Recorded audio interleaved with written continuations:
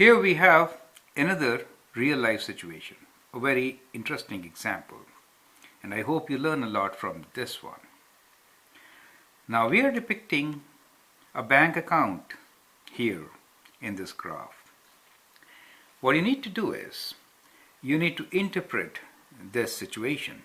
It shows savings in a bank account, right? It shows savings in a bank account. So go through this graph, try to understand it. We have t, time, in months along the horizontal axis and amount in dollars along the vertical axis. And there are dots in between. Note, these dots are not connected. Right? Now what you need to do is, after you understand this graph, you need to answer all these questions. So you can stop my video for that time. Once you have answered, listen to my suggestions. The questions for you are: define variables. What is rate of change? What does rate of change mean in this situation? What is initial value? What does initial value mean? What would the amount be after 1 year? What is the equation of line? So let me write equation of the graph. Okay. Now, can you connect these points? Explain. If at all you can, how can you connect them? So that is a new addition to all the questions we have been working on so far. Correct? Can you connect these points? Explain. So that's a very important question to answer and understand from this example. So do your best and then listen to my suggestions. Here is how I would like to do it. Now, what we see here is a scatter plot. There are points which are not connected. And on the graph, along the horizontal axis, we have time t in months. So our variable here is t, time, in months. This is the independent variable. And the dependent variable is a, amount in dollars. So amount in the bank account. So that is represented by a. Now you can see initially, when the time is 0, there is an initial deposit of $500. And every month, the bank account increases by $250. Do you see that? It increases by $250 every month.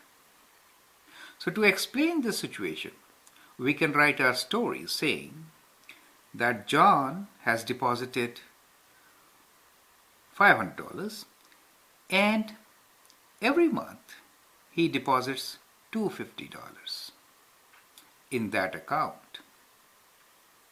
So this represents John's account, where the initial deposit is $500 and recurring or every month deposit is $250. Now let's answer the questions. Now we have already defined the variables: independent variable time in months and dependent variable amount in dollars. Rate of change. To find rate of change, we can take any 2 points. So let's take these two. The first one, which is 500, and let me take one with 500, 1500. Let me take this one, right?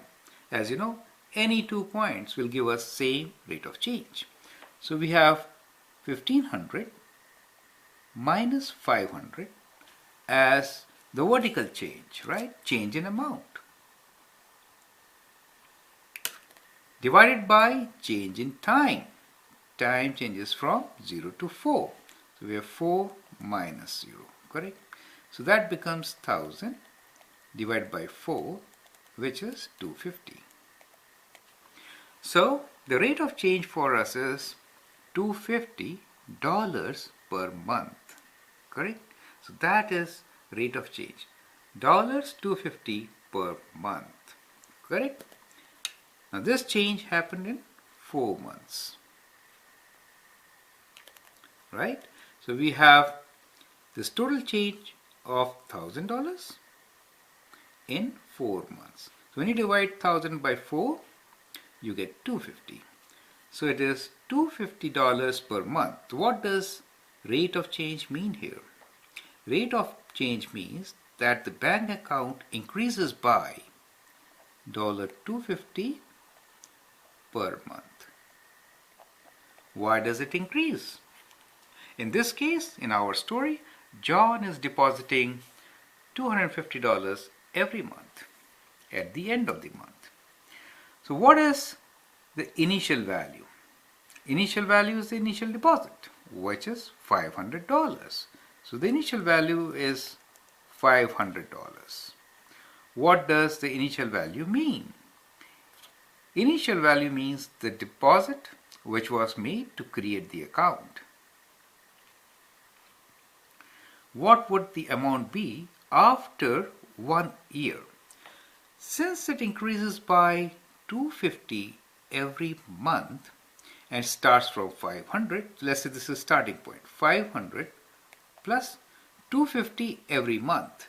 Now in 1 year there are 12 months, so we have 12 times $250. So that should give us the answer. Let's use a calculator, right? So 12 times $250 equals to $3,000, right? 3,000 plus 500. So we have $3,500 at the end of 1 year if this deposit is continued. So that is the amount. What is the equation of the graph? Since it increases linearly, there is a constant rate of change, and therefore we can use our equation y equals to mx plus b. Y, the dependent variable here is a, so we'll use a here, right? So a equals to rate of change, which is 250, times independent variable t plus initial amount 500. So that is what we get, right? You can also check your answer of the previous question from here. If t is 12, 250 times 12 plus 500 is the amount which should be there in the bank account after 1 year. Now we come to a very interesting question. Can you connect these points? Explain. Now, these points cannot be connected like a straight line, but there is a way to connect it. Let us say what we say is that this is the amount which is made or deposited every month. If we consider that this is deposited in the beginning of the month, we can take both the cases. Let's say we deposit 500 on 1st of January. Then what do you think is the amount on 10th of January? It will be 500. But on 1st of February, we deposit $250. So what happens in the month of February? It will be 500 plus 250. But what is important to see is that during the month of January, the amount remains at 500. So I can actually join this and draw a line like this. It remains 500 until it is end of January. Then on 1st Feb, $250 are again deposited. So we have 250 plus 500, $750, and nothing happens during the month. So during the month of February, we have an amount of $750. Then 1st of March, $250 are deposited. 750 plus 250 makes it $1,000, right? And then in April, 250 is deposited. So what is happening? During the month, amount remains same. You see, kind of, we can join with a line, but the line will be kind of like this. Do you see that? At the beginning of the month, it jumps to a new level. It's kind of a step function. Do you see that? So we get a step function here.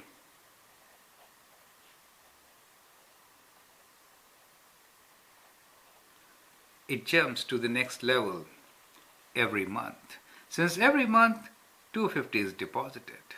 So you can connect with these horizontal lines indicating that during the month there is no change.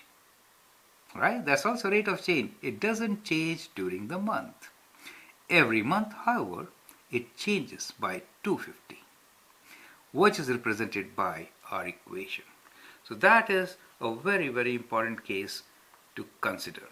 And we have step functions all over the place. For example, telephone calls, we have step functions. Income tax, step functions. So there are many applications where we have similar situation. Okay, I hope you understand and appreciate it. Thank you and all the best.